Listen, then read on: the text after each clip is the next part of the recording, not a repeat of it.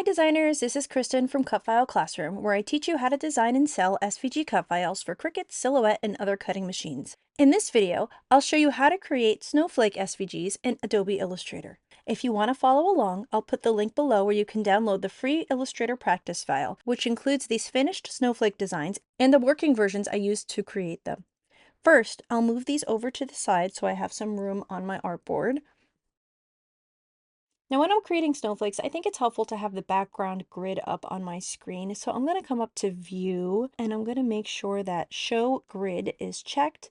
And that puts this full grid on my screen. Mine is set up in inches to align with my rulers. But for creating snowflakes, it really doesn't matter how your grid is set up as long as you have those vertical and horizontal lines that you can use as a guide. The other thing I find helpful is having smart guides checked as well, and that's just going to kind of help things snap into place a little bit neater for you. So the first thing I'm going to do is I'm going to press the backslash key and I'm going to pull up the line tool. The line tool can also be found over here in the toolbar on the side. And I'm just going to click right on one of these grid lines, and I'm going to hold shift as I click and drag downward to create a perfectly vertical line. Now, sometimes when you first create a line, it'll show up with no fill and no strokes. You can just come over here in the swatches panel and just make sure that you have the stroke box selected, and then you can give it a color. So I'm going to go back to that other color that I had, and then you can also adjust the weight of your path as well, and I'm using an 8-point stroke weight. So once you have your line created, we're going to come up to Object, Repeat, and choose Radial. And what that does is that creates copies of your line going around a circle. So I'm just going to click and drag this radial repeat so that it's centered over these vertical and horizontal grid lines, and that's just going to help me keep things like neat and balanced while I design. So for snowflakes, you really don't want to touch these top and bottom handles. This top handle lets you drag things in and out, but as you can see, it also can kind of throw things off balance. So I'm going to undo that. And then this bottom toggle lets you remove copies. So if you don't want them to go all the way around the circle, you can just do half the circle or something like that. But for snowflakes, we definitely want them to go all the way around. So for snowflakes, the only toggle we're going to touch in the radial repeat is this one on the side. If we drag it up, it creates more instances of the line, and if we drag it down, it's going to create less. So I actually like this one. This is 6 instances, so I'm going to stick with that, and now we can start designing our snowflake. So I'm going to double click on my original line that I created, and now we can see this thick border up here, which indicates that we are in isolation mode. So we're just working with this path here, but the cool thing about radial repeat is every change that we make to this path, it's going to make to all of the paths going around the circle. So we're going to be able to see in real time what our snowflake will end up looking like. So as you can see, I've just used the pen tool. You can use the line tool again if you prefer, but I just placed a straight path going out from the first line, and I'm gonna create another one, and we can see that that is getting repeated all the way around the snowflake. So we can kind of already see a basic snowflake shape starting to form. So if I don't want this big giant gap in the middle, I can select my lines and just drag it straight down until these all meet in the middle. And we can see those pink highlights coming up. Those are my smart guides, and those are helping me just kind of snap things into place a little bit neater than if I was freehanding it. I'm just going to make these a little bit bigger, and then I don't love how blunt these edges are, so I'm going to select these paths and I'm going to give them a rounded cap. And now we can see that all the edges have like a nice rounded look to them. And then I think I want to just, yeah, bring those ends down a little bit. So now we can see like a nice little snowflake shape starting to form. And I actually quite like that. I think, let's see, I think I'm going to make my original path just a little bit thicker than the rest of those branches. And I think that looks pretty good. So That's just a very basic, simple snowflake. And once we're happy with our snowflake design, we can double click off to the side and that will exit the isolation mode. And now we can work with the entire thing again. So now the next step is to take this snowflake and make it into a cut file that cutting machines could read and cut. So the first thing I'm going to do is I'm going to press Alt as I click and drag to make a copy of this over to the side, because I can always come back to this and I can edit it and make multiple variations of snowflakes from that one that we've already started. And then I'm going to come over here and I'll zoom in a bit. And now I'm going to expand this shape. I'm going to choose Object, Expand. I'm going to leave Object and Fill checked, and I'm going to click OK. And what that did is turned the radial repeat from a live effect that we could, fluidly edit into individual permanent vector shapes. So now each vector shape is separate and not just copies of the original path. So if I make changes to one part of it, I'm making changes to that part, and it's not going to affect any of the rest of the shape anymore. So the next step is to basically convert all of these lines. These are just stroked lines. So if I press Command or Control Y and switch to outline view, these are just single paths here.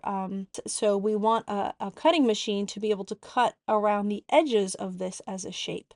So to do that, we need to outline these paths. So I'm going to come up to Object, Path, Outline, Stroke, and that converts it from a stroke to individual vector shapes. So now we can see that we have all of these multiple vector shapes that are overlapping with each other. And we definitely can't leave it like this, because a cutting machine would cut each one of these separate sections as different individual pieces, which would just be a nightmare for any user to deal with. So what we need to do is we need to combine all of these separate vector shapes into a single vector shape. So to do that, we're coming over to the Pathfinder panel and we're going to click Unite. If you don't have the Pathfinder panel, you can come up to Window and you can find it here and make sure that it's showing in your workspace. And then we're going to click Unite.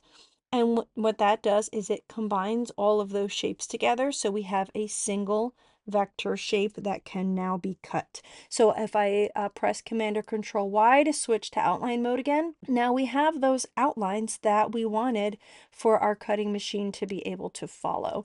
So that's it for a very basic, simple snowflake.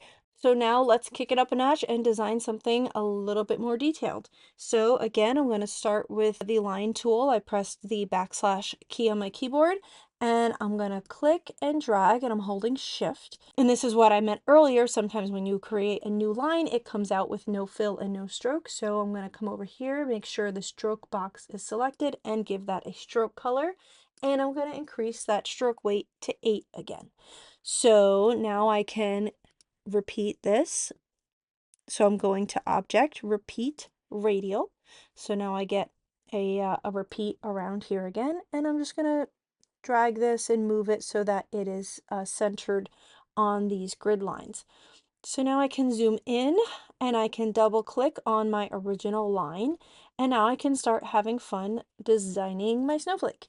So again, I'm grabbing the pen tool and I'm going to create some little branches that just kind of come out from the side. Okay, and then you can just kind of start to play around and see what you can come up with. And just, kind of watching the shapes and how they interact with each other in real time is really helpful to, building a snowflake um, that is really fun. So you don't have to just work with lines. You can absolutely work with shapes. So I pressed L on my keyboard to grab the ellipse tool, and I'm going to hold shift and drag out to create a circle. And I'm just making sure that that has a fill and no stroke. So you can, add a circles to the ends of your paths. Let's try that. Something like that, I think looks pretty cool. Once again, I don't like these blunt edges, so I'm going to select my paths and give them a rounded cap. Okay, and I want these to kind of meet in the center here. So I'm gonna click and drag this down until it intersects in the middle. And I think I want to bring this in. And then we have to do the same on the other side. There we go. So once you kind of get the snowflake shape the way that you want it to be, you know what? Let me just take this a little step further because I want to show you as well that you can also use the Pathfinder operations in here as well. So I made another circle and I'm going to put it here in this shape, and I'm going to use minus front here to kind of punch that hole into the middle of that shape. Let me just center that. And you can see how we start to form some more intricate designs that way. Now, if you want your snowflake, I'm just going to thicken this line again. Let's try 12. Yeah, I think I like that. If you want your design to be able to cut from paper, you want to make sure that you don't have any free-floating elements. But if you are cutting it from vinyl, you can, feel free to add free-floating elements like these circles here. Once you're happy with your snowflake design, I think I want to make that a little wider. There we go. Okay, so once you are happy with your snowflake design, you can double click off to the side, and then you can select your radial repeat and make a copy. I'm holding Alt as I click and drag to make a copy off to the side.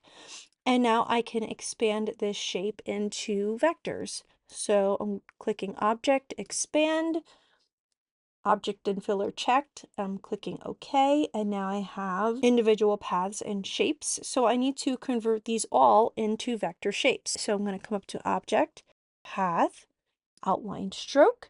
And once again, we have all these multiple vector shapes that are overlapping each other. So we're going to come to Pathfinder and click Unite. And because we do have some free floating elements in this version of the snowflake, we need to do one more step, which is to make this a compound path. So I'm going to come up to Object, Compound Path, Make, and that's going to make sure that these free floating circle elements will stay exactly where they are when they're cut on the mat. Okay, so now that snowflake, and let's find the other one. Nope, that's the radial. Okay, so now we have two finished snowflakes that are ready to save as SVG files and upload into your cutting software. So let me just turn off my grid. It doesn't matter. You can absolutely save these as SVGs with the grid on. The grid will not show up in your design at all. I just wanted to show something over here. So if you decide to go and download this exercise file, you're going to get the snowflake I created just now. And you're also going to see the working versions of the examples that I showed at the beginning. So these are all radial repeats, and you'll be able to click in them and work from them and kind of play around and see how these are all built.